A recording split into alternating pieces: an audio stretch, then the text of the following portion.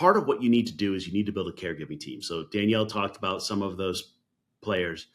I tend to prefer, I want somebody to help you with your finances for your loved one, which could be simple bill pay, could be a financial planner, could be things like that. I tend to like using an aging care manager, geriatric care manager, something like that, to be a medical professional, having the medical team built, the care team. The more you can build around you, the more you can not really pass off the burden, but you can split it. You can have people helping you. And I think that people try to like shoulder it all. And in some ways, if you even have to pay for it out of pocket, paying for a care team for your family members might help you with your own like sanity, health, and other things. And Danielle's example, like literally, they're paying for a care team and she's burning herself out. What do you think about building a team around your loved one? Yeah, I'm grateful for the help that we had. I think when it really hit me on the last day, we were all saying our last goodbyes and seeing how emotional the care workers were, seeing how emotional the neighbors were when they came by. Even my grandmother's tenants, were very emotional. They would bring her flowers and food for her. It was definitely a community that many people don't have. And as you said, I was still burning out, but I couldn't have done it without that support. Welcome to the Childfree Wealth Podcast, hosted by Bree and Dr. J, Certified Financial Planner. Here we discuss life and finances as it relates to being child-free. This podcast is for educational and entertainment purposes only. Please consult your advisor before implementing any ideas heard on this podcast. Hey, Childfree Wealth listeners. Today I have on one of my good friends, Danielle Miura. We've been hanging out for a couple of years now, sharing our stories on caregiving. Both of us have done different things, taking care of our families and different things. And she works on the sandwich generation. People taking care of their parents and their kids at the same time. I take care of the open face sandwich. People taking care of their parents but no kids. We're going to talk a little bit about both, but we're really going to talk about caregiving and what's it like and how do we plan for it, and really what we call No Baby Steps 7, which is planning for parent. Danielle, thanks for joining us. Yeah, thanks for finally having me. It feels like we've been planning for this for a really long time, and feels like a really great opportunity now that things have kind of been settled. Yeah, we've been talking about your story on and off, not publicly, but you and I have been talking about it forever.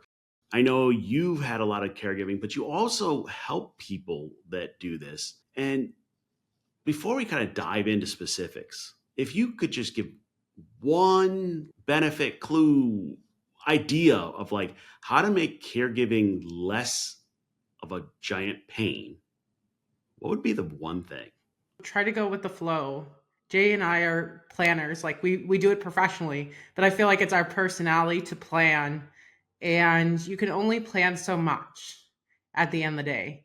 There's going to be some curveballs along your journey. So just try to go with the flow as much as possible and focus on your self-care.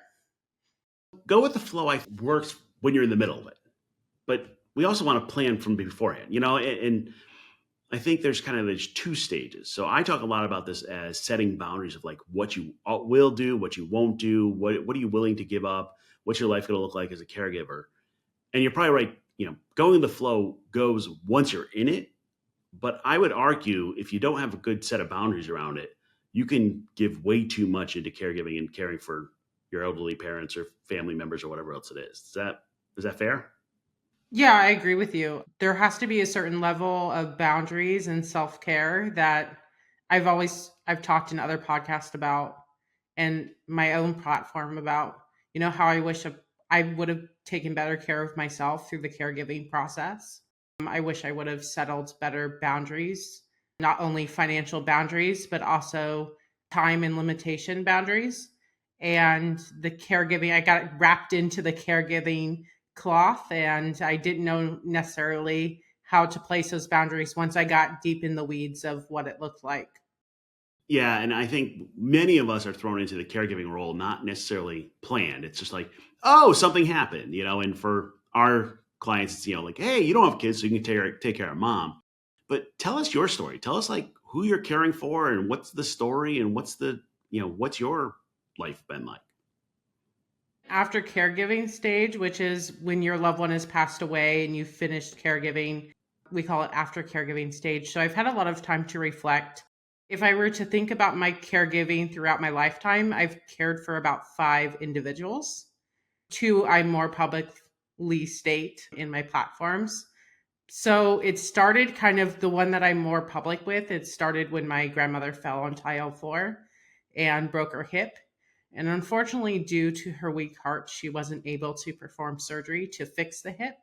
So she was a wheelchair user for the rest of her life and passed away last September. So that's hard. So what did that caregiving look like? That's your grandmother. Were you like doing all the medical stuff, the financial stuff? I mean, kind of like, what does caregiving look like taking care of an elderly folk in your life?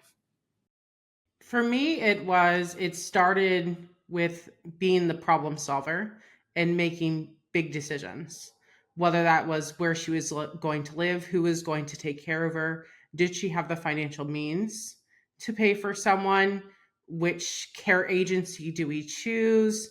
There's a lot of problem solving that goes into caregiving that can be emotionally draining because you feel like you have to make all these quick decisions when in fact, if you take some time, it doesn't need to be done overnight. It can be done in a process.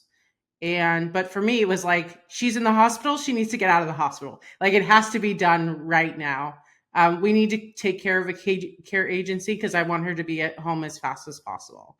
She needs to have food ready so that she can be at home and eat proper food because she was on a liquid diet at the end. For me, it was just like always a constant, like, here's the problem, let's solve it. For some people, like for me, it started by just driving her to doctor's appointments, doing very simple tasks. And later that built into more and more tasks as caregiving went on. Now, were you like her power of attorney? Like, did you have the legal responsibility or just like doing this as the granddaughter?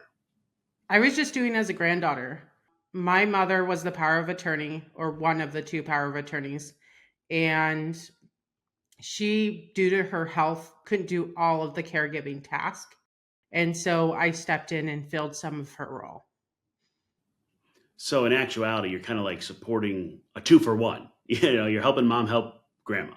If you look back in caregiving statistics, it's usually the daughter who lives closest to the parent is usually the one who falls into caregiving. So my mom was the daughter who lived closest, and I am the granddaughter who lived closest. So I kind of just filled into that role quite nicely. Whether you wanted to or not. Yeah, whether I wanted to or not. Yeah. So I think one of my challenges is if you're going to be in the caregiver role, it's very hard then to be the daughter or the granddaughter or just, the family member at the same time. Did you experience that? Yes and no. I felt like there was times where I could be the granddaughter, but there was also times where I had to fill the role of problem solver, which tied into my caregiving role. Sometimes there wasn't a happy medium, as you said, where I had to be both at the same time. But there was times where I could just sit back and just enjoy the peace, enjoy the time together, the memories we spent together. For example, when my daughter would come over, the 3 of us would come over and we'd play games together. Even though my grandmother couldn't physically get out of her wheelchair very easily, there was things we still could do together and memories we could share together. And I think those were the precious memories that I could receive as a granddaughter, not necessarily a caregiver. And you mentioned you got some support for her. What did her care team look like? I mean, how'd you put that together? Kind of like, what were your considerations, things like that? Yeah, I couldn't do it without the care team. We had 24-hour care for hers. That was in the form of a care agency. We started with a care agency that would switch every 12 hours, but that was awfully chaotic, especially when the next person would show up late and then you have someone not showing up to their role. And then I would get a phone call like, where is she? Where is the next staff member? No one can take care of her for, a half an hour while we're waiting for the next person. It was just very chaotic. Then we changed to another care agency And my grandmother got COVID, and the care agency was like, sorry, your grandmother has COVID. We can no longer take care of her during the time she has COVID. And I was like, then who's supposed to take care of her? Like, she can't be alone in her house by herself without someone to take care of her. So then we switched to another care agency, which actually worked the best. It was someone around the clock, 24/7 for Monday through Friday. And then it switched to somebody else Friday through Sunday. And that way we could have more consistent care. We could have more individualized services, and we could really make sure that she received the best care as possible. And then if you extend wider to that care team, it was doctors, it was a geriatric care manager for a portion of that time, it was several family members, it was neighbors, it was friends. I think people think just the care team is just one person, the family caregiver, but for us it was maybe 10 to 15 people. And let's be real, that's not cheap, all that care. No, it wasn't cheap. It was worthwhile for the care she needed, but it definitely wasn't cheap. So I get into this argument with people, and Danielle knows me well enough that I love arguing about things anyway. But like, my argument is, if that's grandma's money or mom's money or dad, whatever the parent is, if it goes to their care, awesome, takes care of them, the estate, all that, who cares about? But it's that challenge of like, do you have any idea how much it costs for, you had the care team tell what it costs for a month of that care for your grandmother? She had long-term care insurance, which was a Genworth policy. I think she bought back in the 90s. So she bought it a really long time ago. But the total monthly cost was like $20,000. And the long-term care insurance covered 16 of that, I believe. Yeah, so that's not cheap. No, it's definitely not cheap. Yeah. So how did you decide whether to care in home or at a facility or things like that? These are the tough decisions we have to make for people, and we have to think about for ourselves. I'm lucky that my grandmother had money and had a long-term care insurance policy. And we had many conversations, just her and I, regarding what kind of care she wanted, how she wanted to die, what her funeral would look like. And so I just followed her guidance of what she wanted. Being in an assisted living facility, community, or a nursing community was just not what she wanted. She saw her parents utilize both of those communities and decided that she wanted care at home. She wanted to die in her home, and she had the financial means to do it, and that's what she did. We followed her guidance. So it sounds like the long-term care insurance was huge for her. Let's be real on that. Yeah, it was definitely made it easier on us. She had rental income as well that supplemented the extra $4,000 per month. She had the means to do as she pleased. And I think that's why it also made it easier to follow what she wanted. Because you were like, you do what you want. This money is for you to be comfortable. And we followed her lead. She was very competent to make her own decisions. So now you've been through the experience. I'm sure you've learned a lot. Have you changed at all or done any planning for how to care for your parents now that might have been influenced by grandma? Yeah, so we've definitely been talking a lot about it the last couple of years, especially. For example, we've been touring assisted living communities to see what they like. I kind of plant little seeds. My great aunt is in assisted living community, and so we toured it together. And I asked my mom, is this something that you would be interested in? What kind of things do you not like about it? Just to get some feedback from her and some visuals, exactly what a community could look like. I always say for clients, think about your past experiences, seeing what your loved ones did. For example, from my childhood, I experienced my grandmother going through hospice. I experienced my great-grandfather being in an assisted living facility. I experienced different forms of long-term care throughout my lifetime and what that looked like. And so I'm starting to get bits and pieces of figuring out what my wishes would be for long-term care. And so I'm doing the same for my parents. You've seen these 4 different forms of long-term care. what do you think would best suit you? And I think those wishes are changing over time. When I first started the conversation with my parents, it was that they wanted to age in place. But now my parents are seeing how many advantages assisted living community can offer and a continuing care retirement community can look like. And they've warmed their hearts to that option as well. So it's just a continual conversation. Yeah, more and more I'm liking kind of the CCRC, the continuing care retirement communities, the aging in place facilities. I was just on a conference and they were talking about a apartment complex. It's a high end apartment complex. It's got concierge, got food, got transportation, got all that. But they've built it so that you can age in place. If you need a nurse to come check you out, that's fine. But they found that if you have the basic needs covered, less than 5% of folks leave for locked medical care or something like Alzheimer's, dementia, things like that. So there are different options, but none of it is cheap. Yeah. Yeah. And how do you talk to clients about that? Like, one of the things I've been having a lot of discussions with is how do you protect your own finances if your parents don't have the money to be in these facilities or things? And how do you set good boundaries around? I mean, it sounds like your parents, grandparents had good planning around it, but how do you help clients whose parents might not have the ability that your parents had? That's the real hard part. I feel like the middle class really got squashed when it comes to long term care. Many people cannot qualify for government resources, but nor do they have enough money to provide for long term care. And if these conversations have not been early enough, it's really hard to plan, especially if your parents have already retired, they're working with the wealth they already have. It's they're not in a accumulation stage like they would be before retirement. So sometimes it's just working with what they have. And as well as for yourself, having open communications to understand their financial situation so that you can plan ahead of time and set boundaries to make sure that you are protecting your own health. Yeah, I think the setting boundaries is the hardest part, I truly believe. But when it comes to finances, I've been having conversations with folks and saying, okay, what are the options?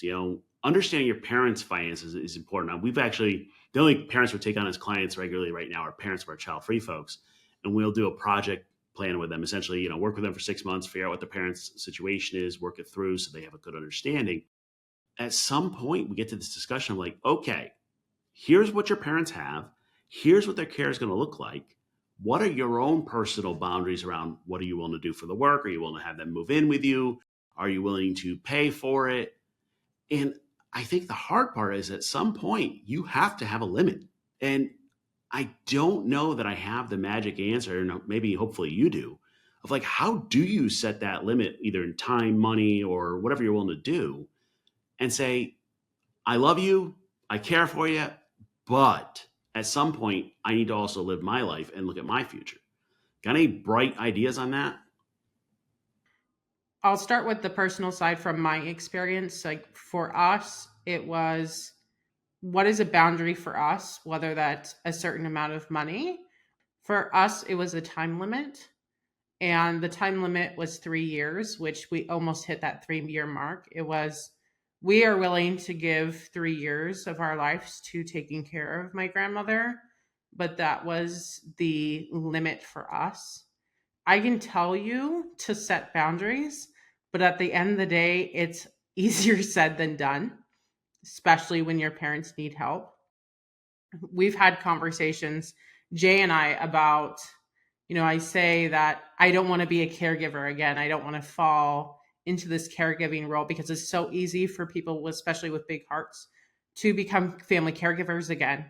And to me, to tell you that I'm never going to be a family caregiver again would be lying to you, because I know eventually, being an only child and my husband being an only child, that it's very likely that we'll be family caregivers again.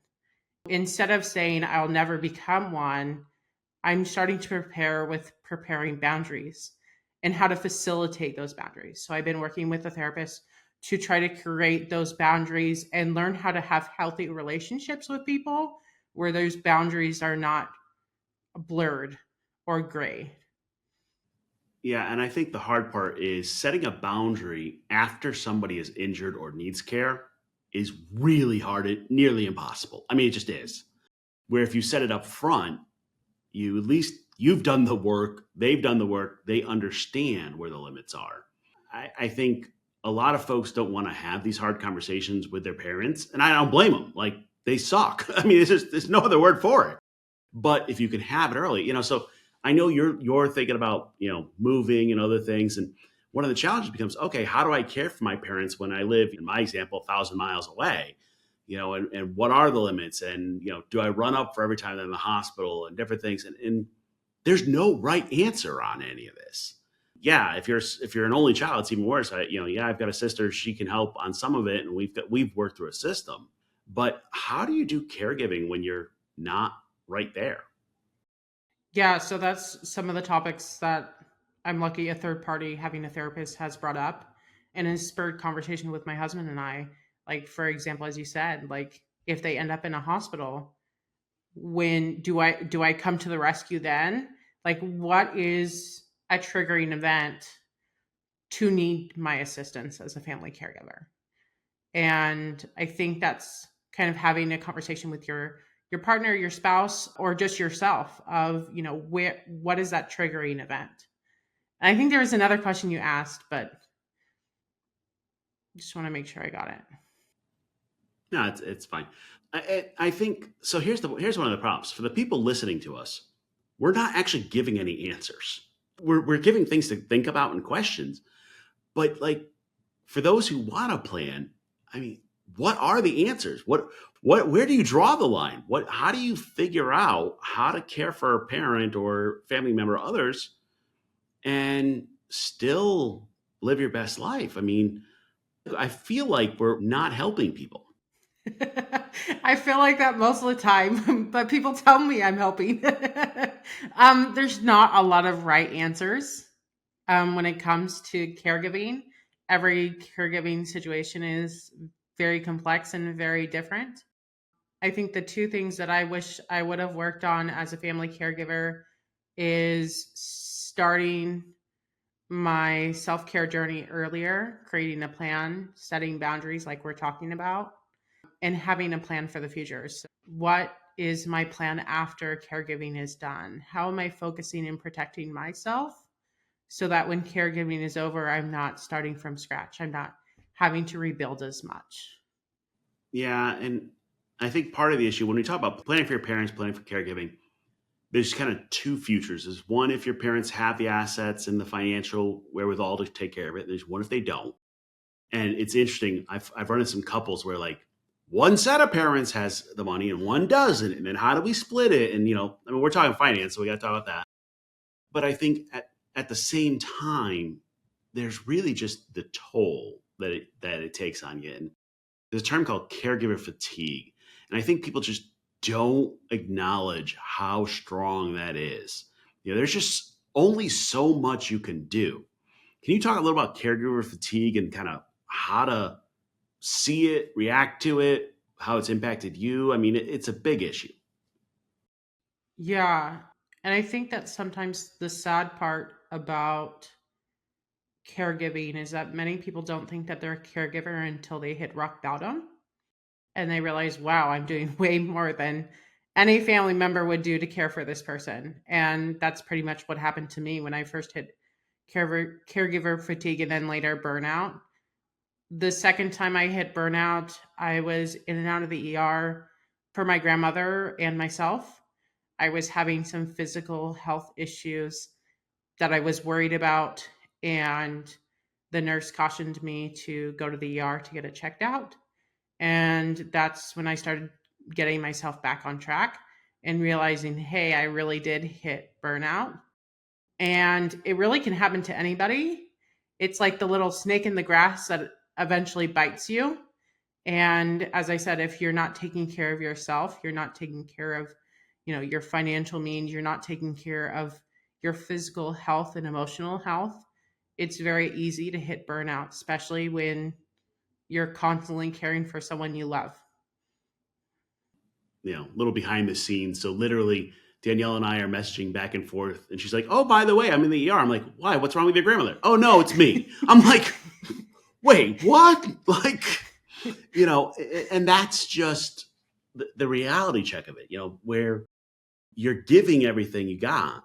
Your heart's in the right place, but at the same time, you can't burn yourself out. And that's emotional. That's your life, your finances, other things. And for my book, Portrait of Childfree Wealth, I interviewed somebody and I asked her what to call her portrait. And she called it a portrait of compromise because she had moved back to take care of her elderly family members and working it through. And she was compromising a lot in her life. And I'm like, are you okay with that? And it's always the like, yeah, but like, yes, I know it's the right thing to do. It's what I need to do. But at the same time, like, I'm struggling. She was giving up career choices and some other things for her life. And we just don't acknowledge that enough. I mean, I like, if we can, to set out into your life and financial plan, okay, here's what we're willing to do. We are willing for our parents to move in with us or not. My wife and I, we've decided nobody lives with us, whatever it is. This is what we're willing to do financially. This is what we're willing to do our career. And knowing those boundaries aren't perfect, they're drawn in the sand at best, but at least you have that. You have a space. And, for example, I was talking with somebody who was in the middle of caregiving for her mom, and she was doing a lot of the heavy lifting. And I said, okay, cool. Well, what I want is Wednesday night, I want you to have a date night with your spouse, and one day on the weekend, have another family member take care of them. And they were like, why? I'm like, you need a break. You need some space. You need to recharge. Huh? Once you realize, oh yeah, I do need that, you can Yeah. build a support system. You don't have to do it all. Is that fair, Danielle? Yeah, I definitely felt like most of my caregiving journey, like I was supposed to be the hero. But I later realized that probably when it was too late, that I was sacrificing way too much. And when I would tell my grandmother, she'd be like, I'm really worried about your health. And I'm like, because I would tell her, I'd be honest with her, like, I went to the ER last week, or I went to the doctor last week, and I got blood tests and the blood tests weren't good. She was worried about me and deeply cared about me. It's not like I didn't go to the doctor's office, but I definitely brushed it off and kept continuing to care for her until she passed away. I did relinquish some of the task that I had, but I was still wondering, like, how long is this going to go on? Eventually, it gets exhausting to be with someone you love in the ER, several hours every day. I think the average time was like 6 hours each week. And I got to know the security guards really well. I knew them by name, like they knew me when I pulled into the parking lot. When you start knowing knowing those things, you start to realize that you've been in the ER way too often. Yeah, and you'll hear in caregiving, they pull out the put your oxygen mask on before helping others. Like, this is the simple going back to the plane's going down. We need to watch out for ourselves. And it's hard to do that. And part of what you need to do is you need to build a caregiving team. So Danielle talked about some of those players. I tend to prefer, I want somebody to help you with your finances for your loved one, which could be simple bill pay, could be a financial planner, could be things like that. I tend to like using an aging care manager, geriatric care manager, something like that, to be a medical professional, having the medical team built, the care team. The more you can build around you, the more you can not really pass off the burden, but you can split it. You can have people helping you. And I think that people try to like shoulder it all. And in some ways, if you even have to pay for it out of pocket, paying for a care team for your family members might help you with your own sanity, health, and other things. And Danielle's example, like, literally, they're paying for a care team and she's burning herself out. What do you think about building a team around your loved one? Yeah, I'm grateful for the help that we had. I think when it really hit me on the last day, we were all saying our last goodbyes and seeing how emotional the care workers were, seeing how emotional the neighbors were when they came by. Even my grandmother's tenants, were very emotional. They would bring her flowers and food for her. It was definitely a community that many people don't have. And as you said, I was still burning out, but I couldn't have done it without that support. Those little things like making meals for her when she got out of the hospital that saved me time. I could go home and relax and not have to worry about her next meal.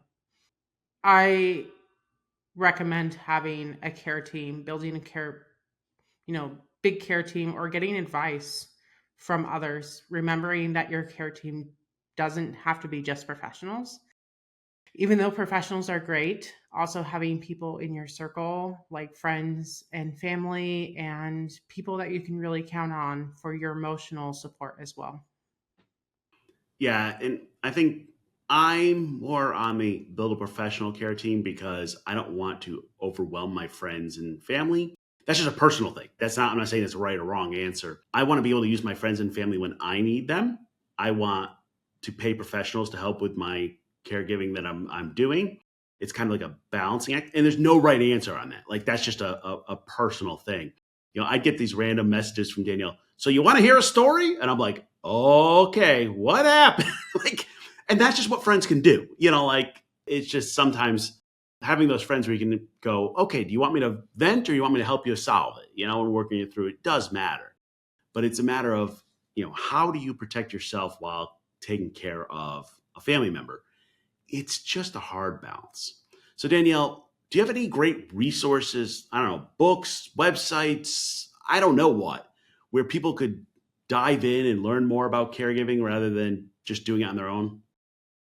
Yeah, there's a lot of great resources. You mentioned some of the professional resources, such as a geriatric care manager, finding a financial professional to help you that really cares about you and is willing to put the foot forward to help you and understands caregiving. Not everybody understands caregiving.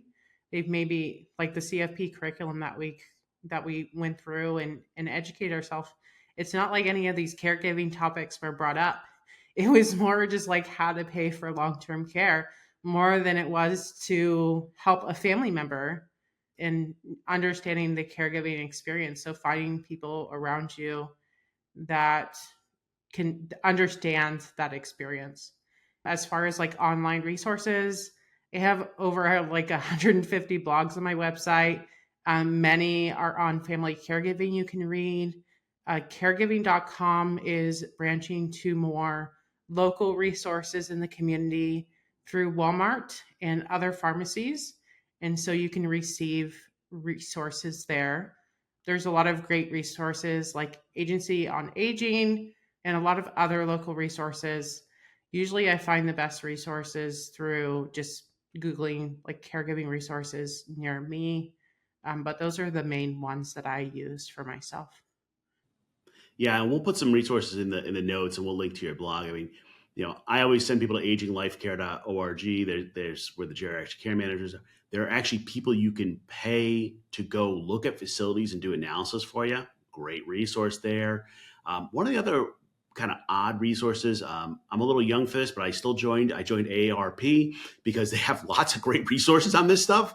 Not necessarily for me, but for caregiving. But plus, they got good discounts. I'm telling you, the AARP's got some discounts, and you don't have to be, you don't have to be in your 60s to join. But there's a lot of those type of things out there. I think the hard part is, you need to look at those resources before you're in the middle of the muck of caregiving, because like you won't even have enough time to check your email, never mind go find a resource.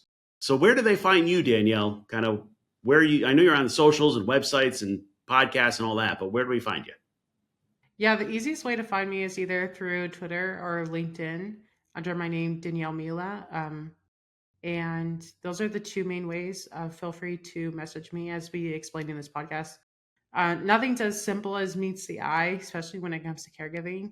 Feel free to message me with any questions or concerns you may have. I definitely want to be a support for other caregivers or people who think they may be caregivers in the future. That's great. And I think if nothing else you took out of this, we gave you a lot of questions to think about. And I think the other thing I want you to take out of it is you don't have to do it alone. I mean, you can't. I mean, like, it's not even that you don't have to. You can't. You can't care for elderly family members by yourself. You need to build a team to help you, support them, and work that through. And the best plans, they're great, but then reality hits and you find that balance. So thanks, It's not Danielle. what we Thanks do for for a sharing living. Yeah. We plan, but Yeah. we're telling people that like a plan may not be enough. Well, yeah, the way I look at it is the only thing I can guarantee about your plan is it's wrong. There's something in there that's wrong. Everything else is just best hopes, but we get there. But thank you very much for coming on, Danielle, and sharing your story. I really appreciate it. I'm sure it'll help a lot of people. Thank you. If you enjoyed the show, please consider leaving a rating or review. We'd love to keep the conversation going. Please let us know your thoughts wherever comments are available, or email us at media@childfreewealth.com. To stay up to date, find and follow Childfree Wealth on social media. If you're interested in working with us, learn more by visiting our website, childfreewealth.com. We'll see you next time.